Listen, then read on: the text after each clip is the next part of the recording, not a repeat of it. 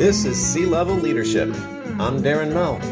I spent most of my career leading and hiring and working alongside people who actually keep organizations running. Not from the mountaintop, but at sea level. This podcast is about leadership as it's lived, not how it's branded. We'll talk about work, pressure, people, integrity, and the quiet decisions that matter long before anyone's watching. No slogans, no hype, just leadership the way it really works. Thanks for listening.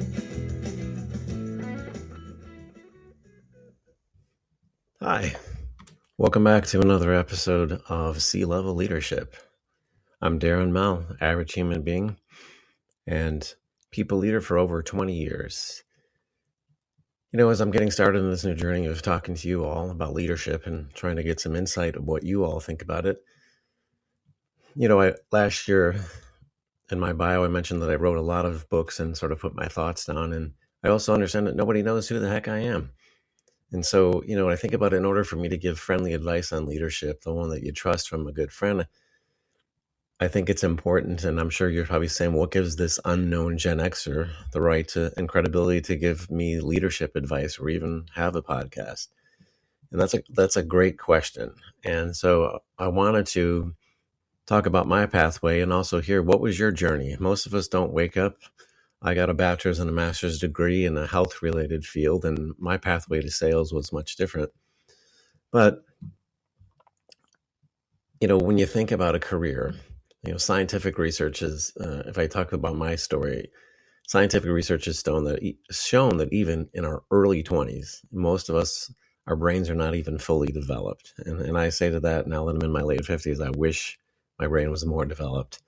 But now, 3.5 decades later, you know, a lot of this makes sense to me. You know, the career that I mentioned that I really went into initially, I hope it would take, back in the early 90s, I hoped it would take off like a firecracker, but it went more in the direction of like wet firewood, just kind of smoldered and smoked instead of lighting up the sky. You know, over time, what I've learned is all your experiences start piling up until you reach a point and you step back and question things and reflect. I've heard a lot of things about work harder, not, you know, work smarter, not harder. There's no I in team. It takes a village. You know, when you take this stuff at face value, but as you spend more time in the working world, you start questioning what's real and what's just corporate jargon. And, you know, my parents didn't talk much about what laid ahead. I just followed what they did. They said, you know, finish high school, get a job, and start working. And I just thought that's what people did. You know, for me, back in my early 20s, deep reflective thinking didn't stand a chance making it past the mullet that I had on my head. So I earned my bachelor's and master's degree in a health-related field because that's what I liked, and I liked helping others. You know, we typically choose a field that we're passionate about, or at least have a genuine interest in it, and take it from there. My plan was to work at a medical or hospital facility and a cardiac rehabilitation team to help them recover after a heart-related event. And what I didn't do was the necessary research to see what the demand for the field actually looked like. You know, there was no Google back then, but I could have done some sort of homework. And, you know, I spent the first 2 years after that, I couldn't land a job. And I was working as a personal trainer at a private, well-to-do athletic club in Chicago. And that was a really eye-opening experience for me. And it was so eye-opening that I voraciously applied for other jobs to finally get out of the Chicago snow. And I love the city of Chicago, but I was not a fan of cold weather at that time, and landed a job at a fitness center in the Tampa Bay area that was tied to a hospital. And it was open to employees, but mainly I was working with people I was in my 20s, most of the people were in their 50s, 60s, and 70s. And a lot of those people said, you're really good with people. If you want to make some real money, you should go into sales. And you know, here's a tip for all of you if you're earlier in your careers. I wish I'd paid more attention back then. When several people notice and tell you that you're naturally good at something, my recommendation is listen to them, because they just might be pointing you in the direction that you're meant to go.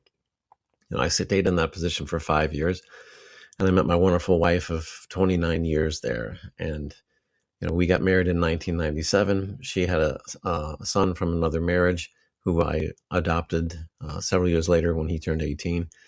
And then a few years after that, around the end of 1999, we welcomed our daughter. And as I jokingly say, by the time Y2K rolled around, our family was complete.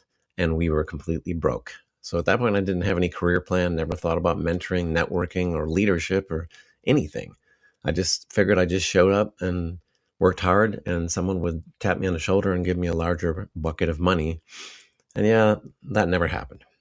So, looking back, if I realized if I had made just a few small, subtle adjustments to how I worked, I might have found success sooner. But by early 2000, with an infant daughter and a growing family, we got a really hard reality check. Life was expensive. When you're living paycheck to paycheck, I don't know if you can agree with this out there, fellow leaders, but working full-time, caring for a newborn child and a teenage son, mapping out your career path wasn't exactly high on my priority list. So, if I stayed in my current career field back in the mid 90s, I'd be stuck in living off the 2 to 5% annual raises, falling further and behind, sinking into debt. Going back for another degree after I had a master's degree wasn't going to, basically, it would probably make the ship sink faster. So with my medical light college degree, I said, I'm going to go into medical or pharmaceutical sales. And guess what? No one would hire me because I had no sales experience. So by the end of 99, I basically went into early retirement from the career that I went to college for. And then towards the end of 99, I saw an ad in the jobs section of the newspaper. Yes, the newspaper. It said, make $100,000 a year in sales, no experience necessary. We will train you. I was making $30,000 at the time. I couldn't help but think about the fact that I held 2 college degrees and was earning so much less. Meanwhile, this job was just asking for nothing but drive and a heartbeat and discipline and willingness, to pick up the phone and call people.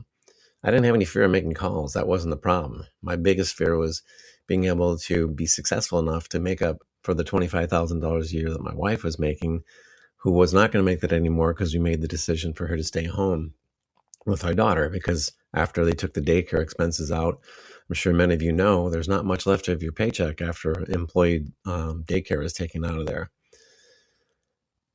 It was not sustainable. So from the late 90s into early 2000s, I was hired as an inside sales representative selling CD-ROM based software to people that worked in the IT field. And the courses ranged anywhere from $1,000 to $5,000.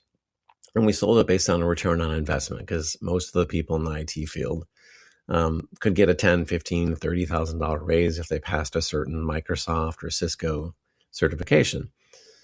And one of the things that I learned there, that we were trained once a week in using a 10-step roadmap to close the sale. Every day before jumping on the phones, we had to drill one of the 10 steps for 30 minutes with a partner. The office was a massive phone room. We had about 100 people on the phones dialing for dollars. And the one thing that surprised me and still sticks with me today is that practice, whatever of the 10 steps we worked on that day when I was on the phone, it was like a hot knife through butter. And it worked. And what I also realized there, that there were people there that had nothing more than just a high school degree, but were making $100,000, $150,000 a year. They weren't flashy, but they worked really, really hard. And as much as everyone grumbled about practicing on the phone, it definitely made a difference. And after a few years of that, I was in the Yellow Pages world, and I know it's something that a lot of people that don't even remember today or anything, but the amount of repetition that you get in a job like that really hones your skills. And that's where I finally got tapped on the shoulder to lead a sales team. And I started with just a small inside sales team working for one of the big telco companies, selling Yellow Pages. And I was asked to become the leader because a lot of people kept coming up and asking me for help, and I liked helping people. I didn't really realize it at the time, but people liked the style in which I led. And that's the beginning of the journey. I want to stop here for today because I know not everybody in this time period has got all day to sit and listen to someone like myself. But when we begin the next podcast episode, I will talk about my initial first steps into leadership and how it went from there. That's it for today. My name is Darren, average human being, and a big fan of C-level leadership. Have a good one, everybody. This has been C-Level Leadership with Darren Mell, average human being.